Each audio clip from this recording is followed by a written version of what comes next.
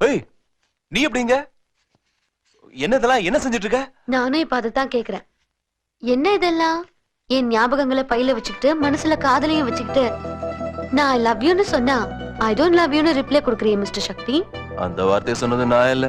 பின்ன தோட்டத்துக்கெல்லாம் பணம் கேக்குற ஒரு கைகார கைடுக்காரன். அந்த கைடு சொன்னது சரி, இந்த ஆபீசர் என்ன சொல்றாரு? பார்த்தல, அப்புறம் எது கேக்குற?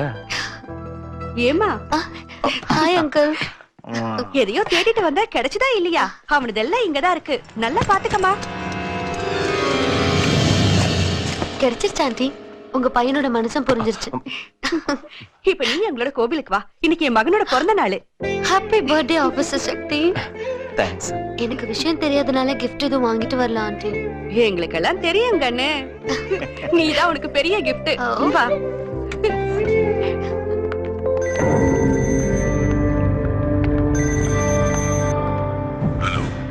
சலாம் அலைக்கும் ஜாக்கி.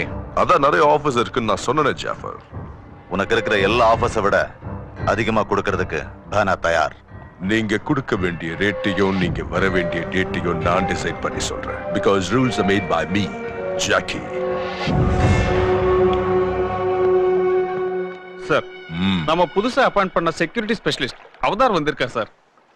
அவதார்.